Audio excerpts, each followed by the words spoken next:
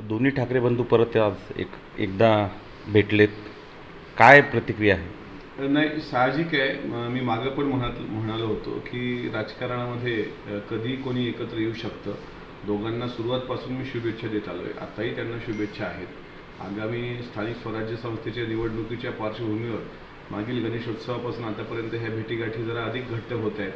त्याच्यामुळे दुसऱ्याला काही वाईट वाटण्याचं कारण नाही. त्यांची असंच जे भावकीचं नातं आहे ते आणखी दृढ हो, मात्र महायुतीवर त्याचा काही परिणाम होणार नाही याबद्दल आम्ही निश्चित आहोत. राजकीय समीकरणं बदलतील का महाराष्ट्रात? कसं आहे की काही नाही म्हटलं तरी उबाठा पक्ष जो आहे शिवसेना यांची ग्राउंडला ताकद आहेच. ग्रामीण भागामध्ये ताकद महाराष्ट्रातली नाकारता येणार नाही. स्थानिक स्वराज्य संस्थेमध्ये त्यांचा एक फायदा त्यांनी ज्यांच्यासोबत युती केली त्यांना होऊ शकतो. महायुतीवर त्याचा परिणाम नक्की होणार नाही, पण दोघांच्या एकत्र येण्यानं त्यांच्या पक्षाला त्याचा अधिक फायदा होऊ शकतो. पण आम्ही निश्चिंत आहोत, कारण महायुती म्हणून आम्ही तिघेजण एकत्र लढायला समर्थ आहोत. उबाठा गटाची ताकद कितीही कोणी नाकारलं तरी ग्रामीण भागामध्ये आहे, हे वास्तव नाकारता येत नाही. राज ठाकरेंचा फायदा होईल का तुम्ही? त्यांचा महानगरपालिका मुंबई किंवा नाशिकसारख्या महानगरपालिका जिथं त्यांची ताकद आहे त्या ठिकाणी होऊ शकतो, पण फारसा परिणाम होईल असं मला वाटत नाही.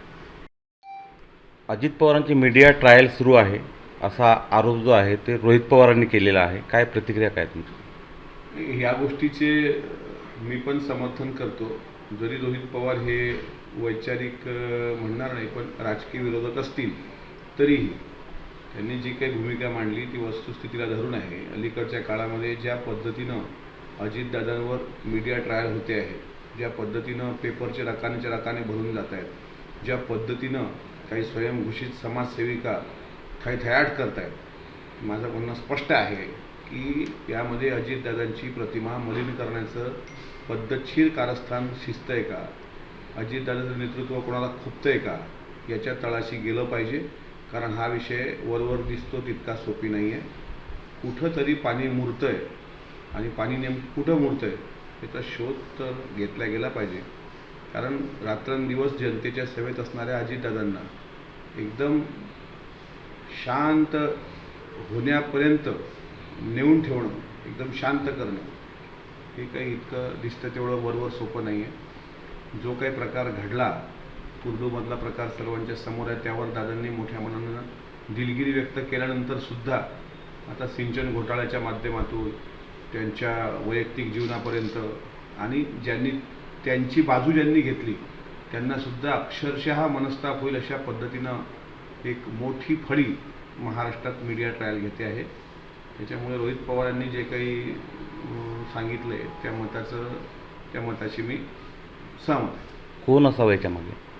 तो शोधला पाहिजे की नेमकं अजितदादांचं व्यक्तिमत्व कोणाला खुपतं आहे. जे दादा कुठल्याही प्रशासकीय अधिकाऱ्यांचा मान सन्मान ठेवणारे दादा, सर्वसामान्य शेतकऱ्यांशी थेट बोलणारे दादा, सर्वसामान्यांना वेळ देणारे दादा, पण फक्त एका गोष्टीवरून त्यांना इतक्या मोठ्या प्रमाणात टार्गेट केलं गेलं.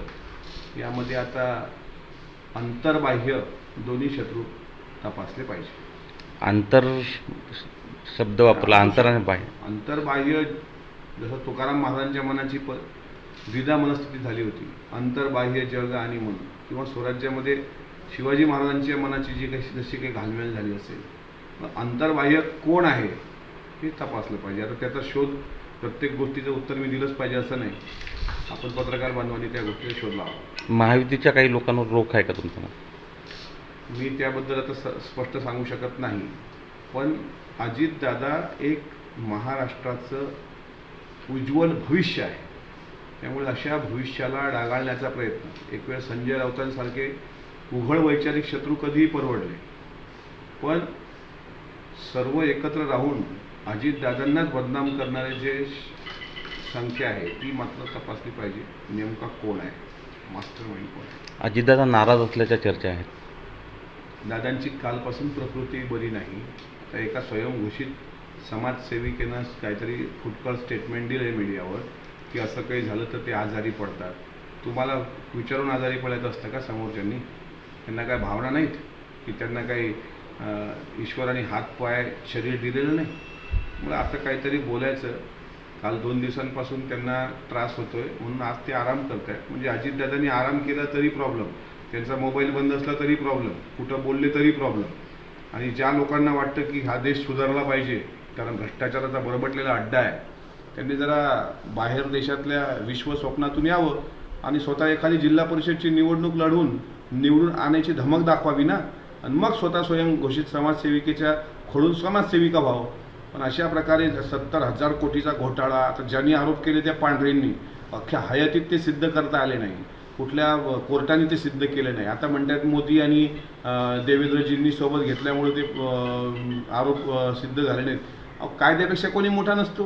कायद्याने माननीय कोर्टाने निकाल न्यायनिवाडा दिलेला आहे. आणि आता तुम्हाला आठवत आहे का, म्हणजे ज्याला जिल्हा परिषदची निवडणूक लढवण्याची सुद्धा ज्याच्यात धमक नाही, तशी व्यक्ती दुसऱ्या देशात जाऊन दुसऱ्या देशावरून मोजमाप करते की आपला देश असा झाला पाहिजे.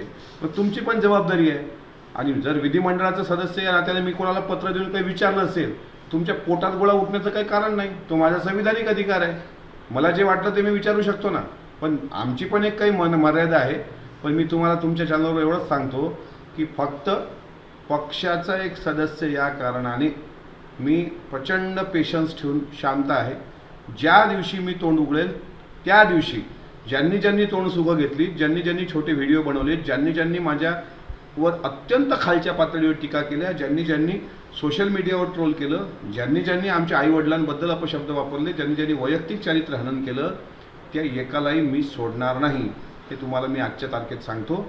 सर्वांची गुरुकिल्ली माझ्याकडे आहे. एबीपी माझा, उघडा डोळे बघा नीट.